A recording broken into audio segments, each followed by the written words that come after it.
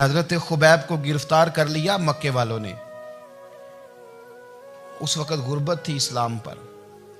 मक्के में सारे लोग इकट्ठे हो गए और चौक में फांसी देने लगे हजरत खुबैब को। कहना आसान है, करना बड़ा मुश्किल है। बंदा जेल में उलझ जाए तो मैंने बड़े बड़े सियाने लोग माफिया मांगते देखे, बड़े बड़े लोग कहते देखे हैं कि ये काम बड़ा। कैद तन्हाई बजाते खुद एक मुसीबत है। आपको अकेला रहना पड़ जाए ना, ये लॉकडाउन हुआ है तो लोग नफसियाती मरीज बन गए। अकेले रहना, तन्हा रहना कोई छोटा काम है। हजरत खुबैब अकेले और मक्के का दौर और चारों जानिब काफर, और चौक में जब फांसी पे लटकाया जाने लगा तो अबू सुफियान बोले और बोल के कहने लगे, यार बंदा कोई काम करके बड़ा पछताता भी है कि यार नतीजा क्या निकला। तो माज़अल्लाह आपका भी नतीजा तो फांसी है, तो आपका क्या ख्याल है। ये आप यकीन करें कि लोग सही सही साथ चलते हैं, थोड़ी सी दुश्वारी उठानी पड़ जाए तो कहते हैं मैं गाड़ी ठीक था, पर इन्हीं पत्थरों पे चल के अगर आ सको तो आओ। मेरे घर के रास्ते में कोई कहकशा नहीं है। लोग ना मीठा मीठा खाना चाहते हैं, थोड़ा कड़वा आ जाए तो मुसीबत बन जाती है। कहते हैं सारे ही फलाने से प्यार करेंगे तो मैं करूँगा, सारे मुखालफत भी करेंगे तो हम इंशाल्लाह प्यार ही करेंगे। ये क्या बात हुई कि हम जमाने का रंग देख के चलेंगे। अब बाद लोग पछता रहे होते हैं। हजरत खुबैब से कहा, अबू सुफियान ने अभी कलमा नहीं पढ़ते थे, कहने लगे तू इस वक्त फांसी पर लटक रहा है और तेरे नबी मदीने में और आराम में, और उनके सहाबा आराम में, अहले बैत घर में। तेरे ज़हन में अगर इस वक्त यह बात हो कि इस वक्त तेरी जगह पे वो होते माज़अल्लाह, तो फिर क्या होता। मजमा गैरों का, इलाका गैरों का। ये टाइम आया था अब नारा रिसालत लगाने का। अब टाइम आया हजरत खुबैब ने नारा रिसालत लगाना है, पर लगाना किस तरह है कि काफिर याद रखें। हजरत खुबैब से कहने लगे अगर तेरी जगह हुजूर होते तो फिर तेरा क्या ख्याल है माज़अल्लाह। तो हजरत खुबैब कहने लगे तुम अभी भी नहीं समझे। ठीक है, मैं मक्के में अकेला हूँ, सारे लोग मदीने में हैं, पर मैं पछता नहीं रहा, मैं तो फख्र कर रहा हूँ। मैं फख्र कर रहा हूं इसलिए कि चोरी करके जान नहीं दे रहा, मदीने वाले की इज्जत पे जान दे रहा हूं। मैं फख्र कर रहा हूं। फरमाया सुन, तू कहता है तेरी जगह हुजूर होते और तुम उन्हें यहां माज़अल्लाह फांसी पे लटकाते। फरमाया सुन, मैं तो ये भी पसंद नहीं करता कि मैं घर में बैठा हूं और मेरे नबी को हल्का सा कांटा भी चुभ जाए। हमारा अपने नबी से मोहब्बत का रिश्ता है। एक कांटा भी हुजूर के कदम मुबारक में चुभे हमें बर्दाश्त। मजमा उनका था, नारे लग रहे थे, हमने मुसलमान पकड़ लिया। लेकिन हजरत खुबैब ने अकेले, अल्लाह करे आपको मेरी बात की समझ आए, अल्लाह करे आपको समझ आए, अकेले जब फांसी के तख्ते के करीब नारा लगाया ना कि मैं तो कांटा भी नहीं चुभने दूंगा अपने नबी को, अब सारे हार गए। अब उस एक जुमले ने ना इनको शिकस्त खुर्दा कर दिया। अब बोल कुछ नहीं सकते थे, गर्दनें झुक गई। और जब सन्नाटा छाया तो अबू सुफियान साथ वाले से कहने लगा बाकी सारी बातें अपनी जगह पर हैं, पर असहाबे मोहम्मद से प्यार तो बड़ा ही करते हैं ना। और वो कच्चा रंग ललारी वाला जेड़ा चढ़दा ते लैंदा रहिंदा, ए इश्क तेरे दा रंग मुहम्मद चढ़ जाए फेर नहीं लैंदा।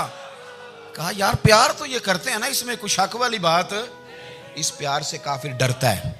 नबी पाक के साथ जज्बाती वाबस्तगी, हुजूर के साथ गुलामों का जज्बाती रिश्ता, और नबी पाक सल्लल्लाहु ताला अलैहि वसल्लम की आमद पर तशक्कुर के जज्बात। इमाम राजी ने लिखा है कि हज़रत मूसा कलीमुल्लाह अलैहिस्सलाम ने तौरात की तख्तियों के अंदर एक उम्मत का जिक्र पढ़ा कि जो उम्मत गुनाह का इरादा करेगी तो गुनाह लिखा नहीं जाएगा जब तक कर न ले, और नेकी का इरादा करेगी तो रब उनकी नेकी लिख देगा, और जब वो कर लेगी तो अल्लाह 10 गुना अजर अता करेगा। और वो ऐसी उम्मत होगी कि जिनके चेहरे क़यामत के दिन नूर की तरह चमकेंगे, और वो उम्मत होगी जिनकी अल्लाह ताला ज़मीन सारी पाक फरमा देगा, जहाँ नमाज पढ़ेंगे नमाज हो जाएगी। ये तज़किरे पढ़ के तो हज़रत मूसा कलीम अर्ज़ करने लगे अल्लाह ये उम्मत मेरी बना दे। तो रब करीम ने फरमाया कि मूसा नहीं, ये तो मेरे महबूब की उम्मत है। फरमाया ये तो मेरे नबी पाक की उम्मत, हुजूर की उम्मत। अल्लाह अकबर। हज़रत मूसा मामूली आदमी नहीं, वो जलीलुल कद्र पैगंबर हैं जिनका कुरान के हर सिपारे में तज़किरा है, कहीं वाज़े तौर पे, कहीं इशारतन, हर पारे में। और हज़रत मूसा अल्लाह के वो नबी हैं जो रब से डायरेक्ट बातें करें कोहे तूर। कहा ए मूसा ये उम्मत तो मेरे नबी की है। तो हज़रत मूसा अलैहिस्सलाम अर्ज़ करते हैं, इमाम राजी ने लिखा है, कहते हैं अल्लाह फिर मुझे अपनी नबी की उम्मत में शामिल कर। ओ यार, हमें लोग कहते हैं मिलाद ना मनाओ। जिस उम्मत में आने के लिए हज़रत मूसा ने दुआ मांगी, जिस महबूब की गुलामी के लिए, हमें तो दुआ भी कोई नहीं मांगनी पड़ी। अल्लाह ने फजल से ही मदीने वाले का गुलाम बना दिया। तो हम हुजूर के तज़किरे ना करें, हम तशक्कुर ना करें, हम नबी पाक सल्लल्लाहु अलैहि वसल्लम की नात ना पढ़ें, हम हुजूर के आने पर जश्न का इजहार ना करें। हर वो जायज़ तरीका जिससे इजहार खुशी हो सके वो मिलाद पे करना चाहिए, और उसके लिए असबाब बनाने चाहिए।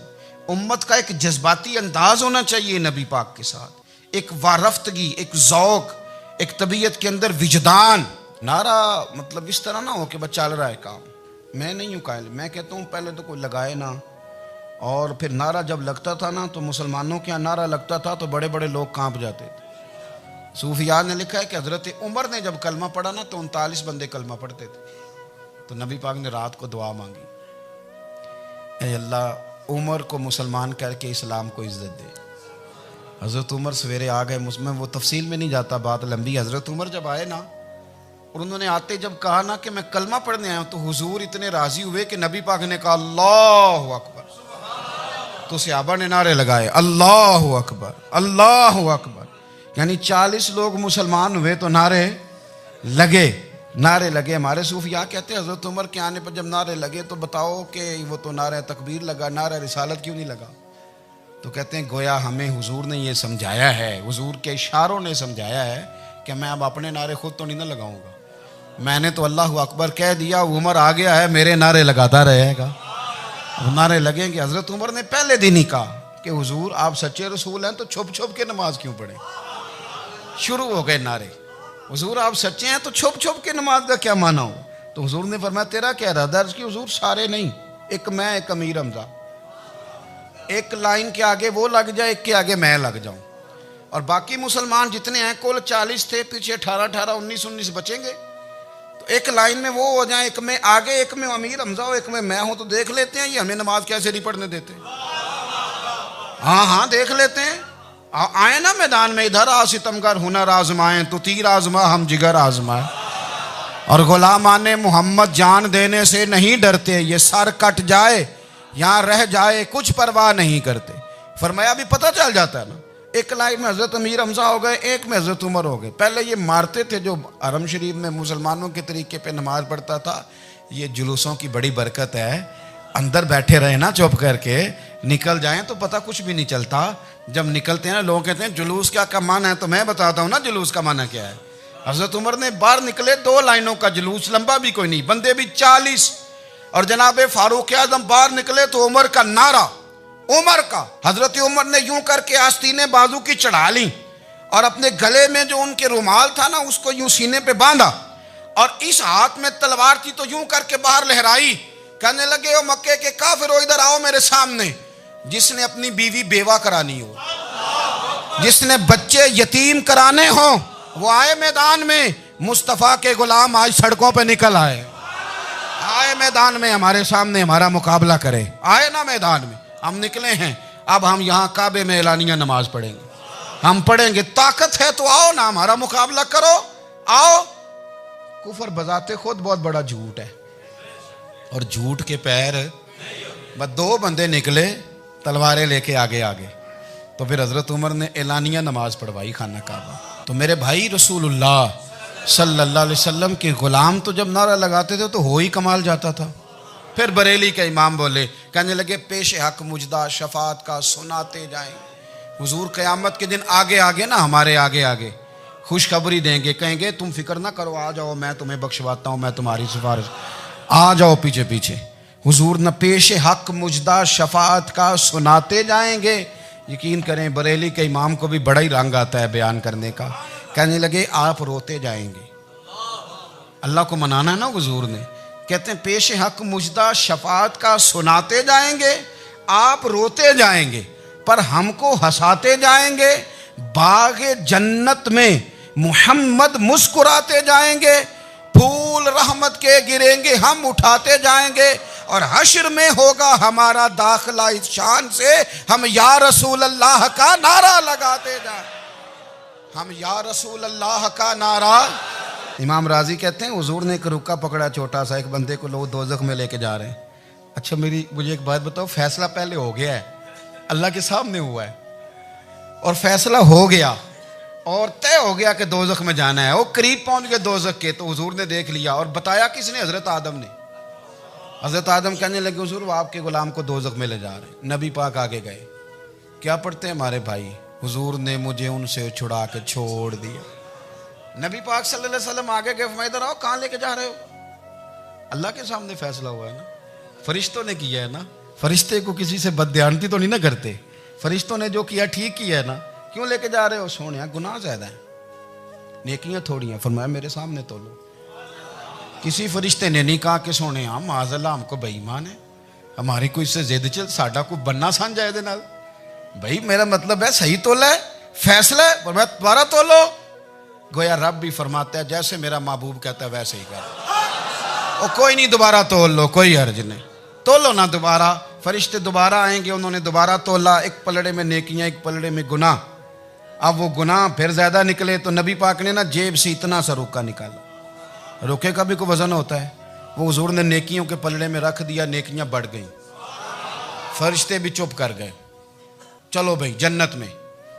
मेरी तरह का था ना, पता सारा है सरदार ने की थी, पता तो था ना उसे, मन आनम के मन दानम। तो सीधा हुजूर के कदमों से जा लगा, कहने लगा सोने मैं तो सारी जिंदगी गुनाह करता रहा, ये कौन सी नेकी है? तो हुजूर फरमाने लगे चुप कर, जन्नत का दरवाजा खोल गया, तू जा जन्नत में। हुजूर रुके में क्या है? फरमाया तूने एक दिन दरूद सलाम नहीं पढ़ा था, मैंने तेरा संभाल के रखा हुआ तेरा दरूद शरीफ, वो नारे रिसालत भी तूने लगाए थे, वो तू खोल के मेरे तज़किरे मैंने तेरा संभाल लिया। दोज़ख में मैं तो क्या मेरा साया ना जाए, क्योंकि रसूल पाक से देखा ना जाए, मेरे रसूल पाक।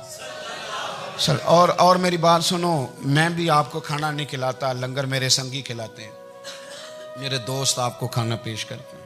हर जगह आप जाते हैं तो वहाँ कुछ लोगों की ड्यूटी होती है, लेकिन तिरमिज़ी शरीफ सियासता की हदीस है।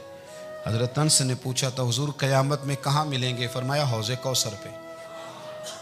हुजूर वहाँ अनस पानी पिलाएंगे कि बिलाल पिलाएंगे कि सुहेब पिलाएंगे? फरमाया नहीं, उम्मत प्यासी आएगी तो मैं अपने दस्ते मुबारक से पानी पिलाऊं।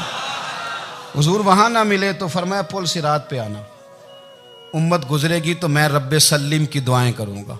तो आला हज़रत फरमाते हैं जब हुजूर दुआ कर रहे हैं तो डरने की ज़रूरत क्या है? खुदा की रज़ा चाहते हैं दो आलम, खुदा चाहता है रज़ाए मोहम्मद, रज़ा अब पुल से वज्द करते गुजरी कि है रब्बे सल्लिम दुआए मोहम्मद सल्लल्लाहु। तो हुजूर वहाँ मुलाकात ना हुई तो फिर इस हदीस को भी ये हदीस मजबूत कर देगी। हुजूर फरमाने लगे फिर मिज़ान अमल पे आ जाना, उम्मत के अमल तोल रहे होंगे और मैं कामयाबी की दुआएं मांग रहा हूँगा। तो जिसके लिए हुजूर दुआ मांगेंगे नाकाम होगा, नाकाम होगा। अपने बच्चों को हुजूर की मोहब्बत सिखाएं, नबी पाक सल्लल्लाहु अलैहि वसल्लम की गुलामी करें। आपका रिश्ता नबी पाक के साथ मजबूत होना चाहिए, आपके ताल्लुकात हुजूर के साथ मजबूत होने चाहिए। और आपने दाएं बाएं नहीं देखना कि प्रोपेगेंडा क्या है, लोग क्या कह रहे हैं। लोगों को देख के जो लोग रास्ता बनाते हैं वो पीछे रह जाते हैं। आपने ये देखना है कि मेरा हुजूर से निस्बत का ताल्लुक मजबूत है, कोई किधर जा रहा है इससे हमें कोई ताल्लुक। इस वक्त आलमी हालात क्या हैं, कौमी हालात क्या हैं, मुआशी हालात क्या हैं, जर्नलिस्ट क्या कह रहे हैं फलाने के, हमें इससे गरज नहीं है। हमें तो इतना पता है कि हमने अपने नबी को राज़ी करना है। तो इसलिए खूबसूरत महाफिल का जिक्र करें, खूबसूरत दुरूद